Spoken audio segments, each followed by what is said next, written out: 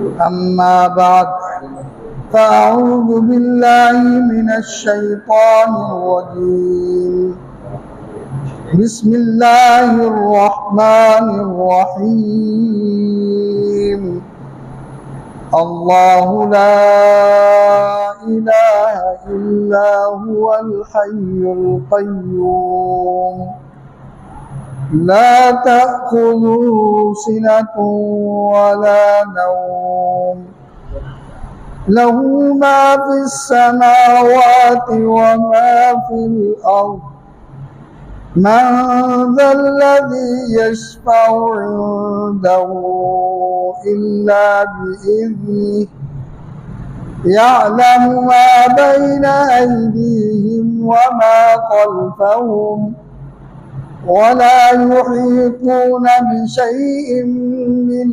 इल्मिही इल्ला बिमा शाअ वसिअ कुर्सियुहु अस्समावाति वल अर्ज़ वला यऊदुहु हिफ्ज़ुहुमा वहुवल अलिय्युल अज़ीम सदक़ल्लाहुल अज़ीम। अल्लाहुम्मा सल्लि अला मुहम्मद व अला आलि मुहम्मद कमा सल्लैता अला इब्राहीम व अला आलि इब्राहीम इन्नका हमीदुम मजीद। अल्लाहुम्मा बारिक अला मुहम्मद व अला आलि मुहम्मद कमा बारकता अला इब्राहीम व अला आलि इब्राहीम इन्नका हमीदुम मजीद।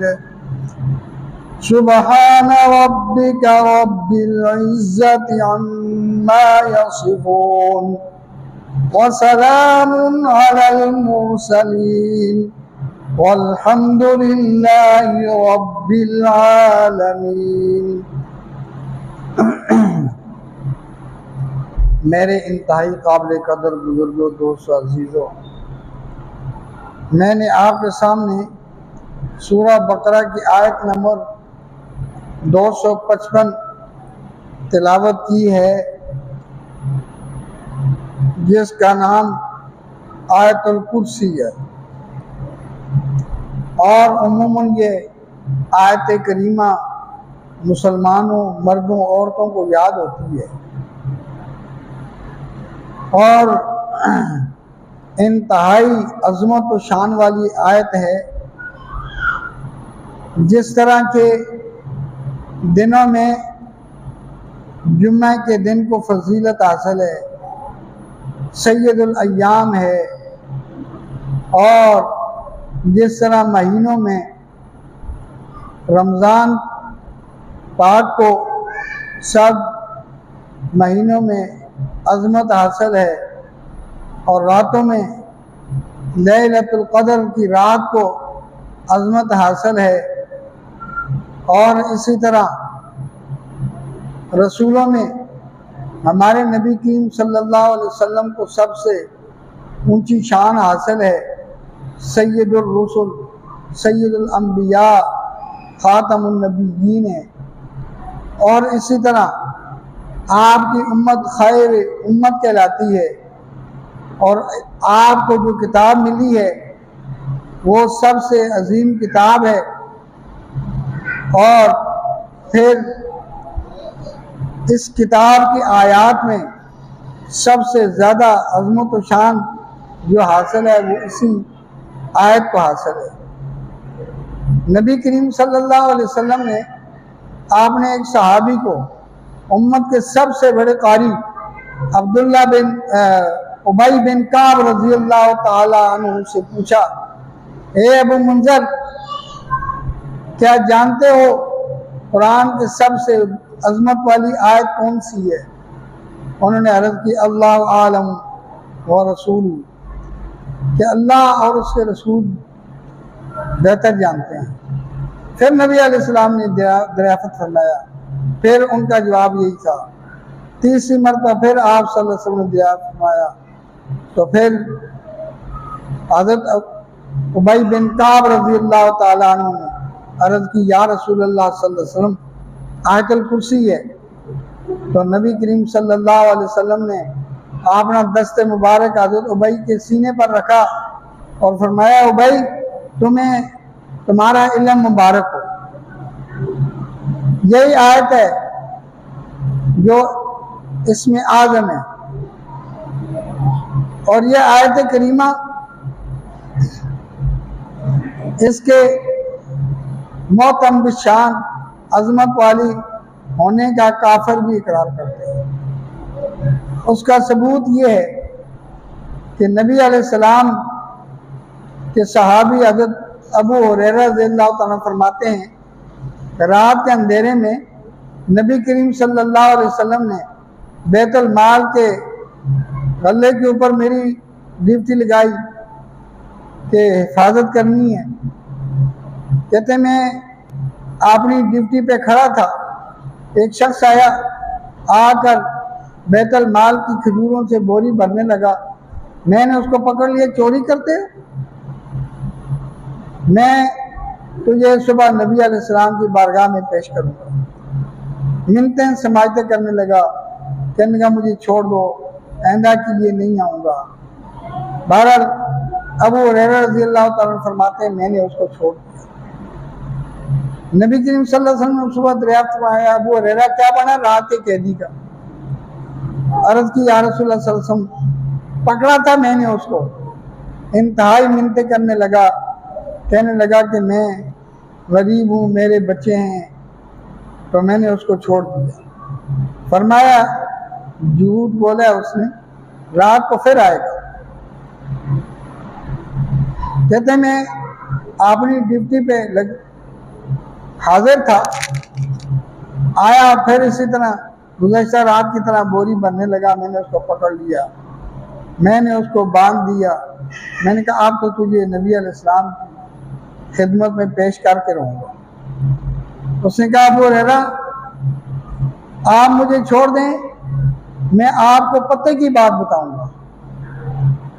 हज़रत अबू हुरैरा रज़ियल्लाहु ताला अन्हु इल्म के बड़े शौकीन थे, बड़े हरीस थे, इसीलिए तो उनसे बहुत ज़्यादा रवायात मनकूल हैं, उनसे बहुत ज़्यादा रवायतें नकल फरमाते हैं।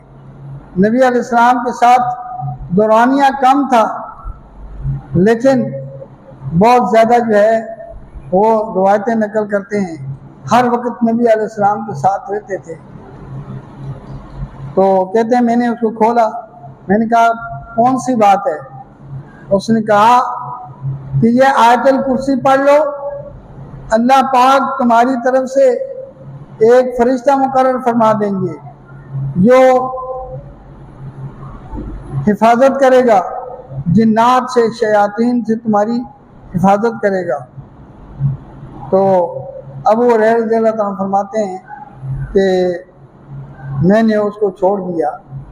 नबी अलैहिस्सलाम ने फरमाया है तो बड़ा झूठा है, लेकिन ये बात सच्ची कर दी। उसने सच कहा है कि वाकई आयतुल कुर्सी पढ़ने से अल्लाह ताला हिफाजत फरमाते हैं।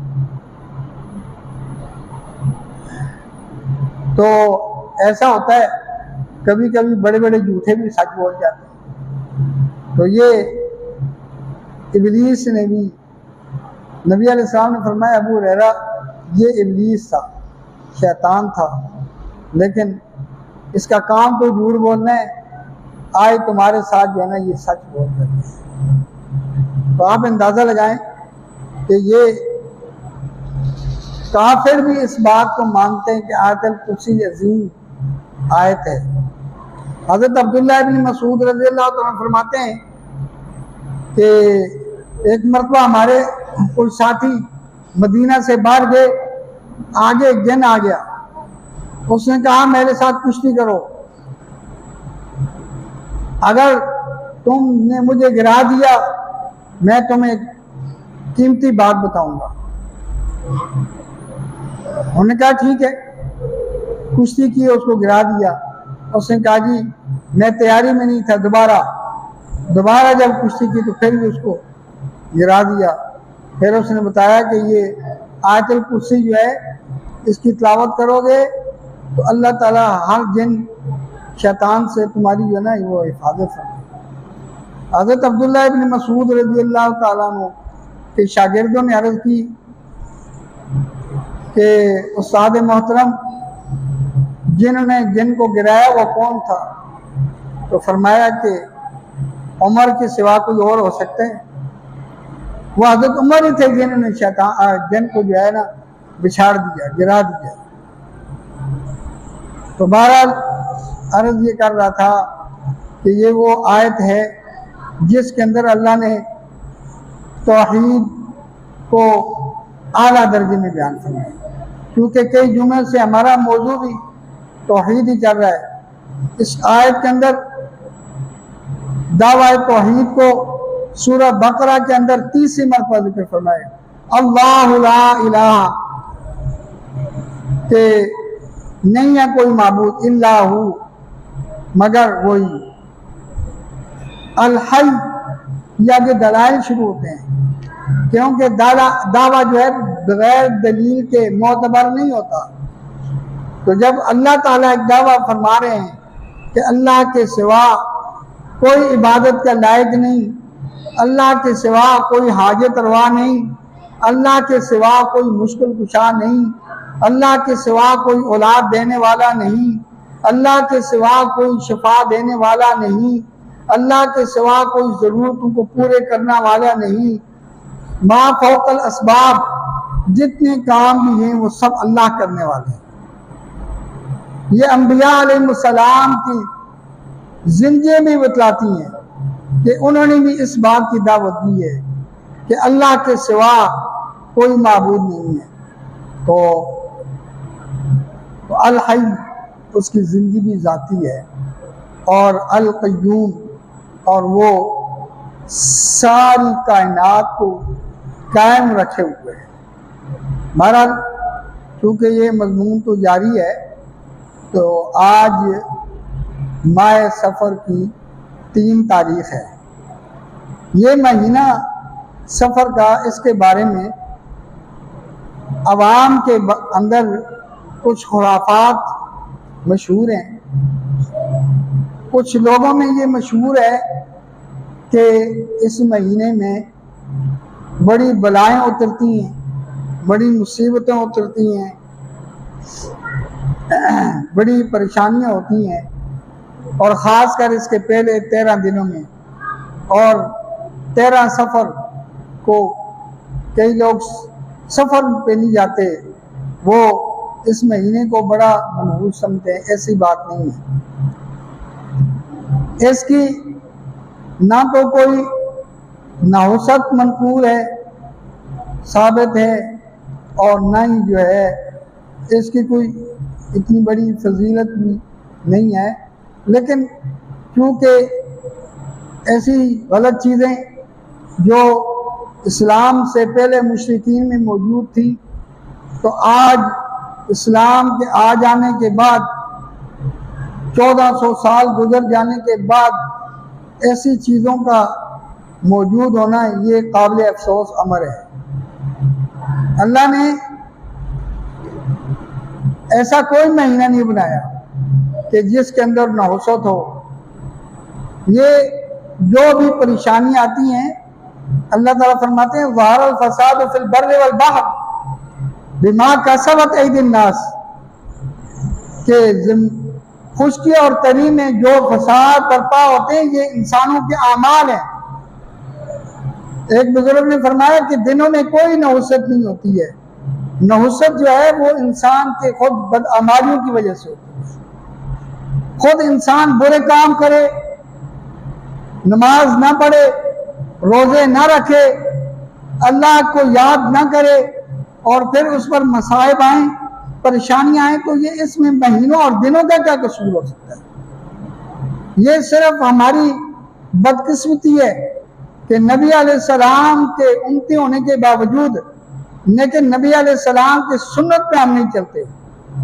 अगर हम नबी अलैहिस्सलाम की सुन्नत पे चले तो ये खुराफात हमारे अंदर नहीं आ सकती।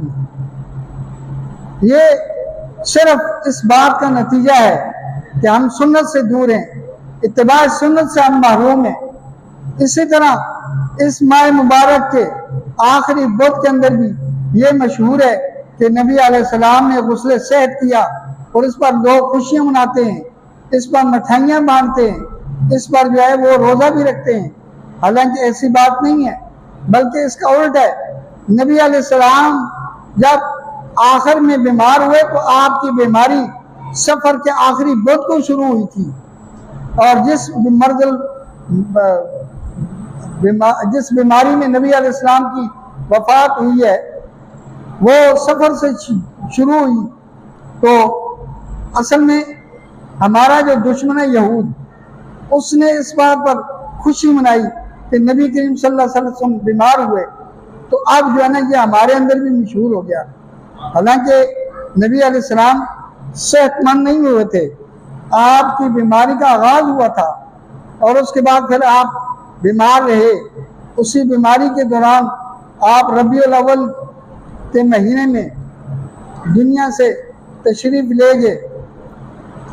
तो इसलिए इसमें भी हमें एहतियात करने की ज़रूरत है कि हमें ऐसा कोई काम नहीं करना चाहिए जिसमें नबी अलैहिस्सलाम नाराज़ हूँ हमसे, नबी अलैहिस्सलाम की नाराज़गी का मुझे पनियाम। तो ये सब काम जो हैं ये खुराफात हैं। और इसी महीने में नबी करीम सल्लल्लाहु अलैहि वसल्लम की हिजरत का आगाज़ भी हुआ था। तो ये देखें ना, जब नबी अलैहिस्सलाम हिजरत कर रहे हैं तो सफ़र के महीने में कर रहे हैं। आगाज़ सफ़र के महीने 27 तारीख को होता है और आप जो है फिर रबीउल अव्वल में जाकर मदीने में पहुँचते हैं। तो हिजरत का आम तरीन काम जो है नबी अलैहिस्सलाम उसका आगाज़ सफ़र में करते हैं। तो अगर ये महीना मनहूस होता तो नबी अलैहिस्सलाम इस महीने के अंदर हिजरत का आगाज़ न फरमाते। बहरहाल बीमारी जो है, बीमारी तो किसी महीने में भी हो सकती है। तो ये यहूद को खुश करने के लिए हम मुसलमान भी ऐसे काम करें तो ये हमारे लिए जो है ना काबिल शर्म है। हमें ऐसे कोई काम नहीं करनी चाहिए, नहीं। बल्कि हज़रत अब्दुल्ला इब्न अमर रज़ी अल्लाह ताला अन्हु मा, हज़रत अब्दुल्ला इब्न अमर जो अमर बिन आस रज़ी अल्लाह ताला के बेटे हैं, वो फरमाते हैं, वो एक दुआ फरमाते हैं। वो दुआ जो है ना, जिस आदमी को बदफाली का डर हो वो दुआ पढ़े, अल्लाहुम्मा ला तैरा इल्ला तैरुका वला खैरा इल्ला खैरुका वला इलाहा गैरुका। उसको कोई इंशाअल्लाह बदफाली का सामना नहीं करना पड़ेगा, बदशगुनी का सामना नहीं करना पड़ेगा। जो शख्स ये दुआ पढ़ेगा, अल्लाहुम्मा ला तैरा इल्ला तैरुका वला खैरा इल्ला खैरुका वला इलाहा गैरुका, इंशाअल्लाह हर नहुसत से, हर मुसीबत से महफूज रहेगा। अल्लाह ताला से दुआ है कि अल्लाह ताला हमें नबी अलैहिस्सलाम की इत्तिबा और आपकी सुन्नतों को अपनाने की तौफीक अता फरमाए। व आखिर दावाना अनिल हम्दुलिल्लाहि रब्बिल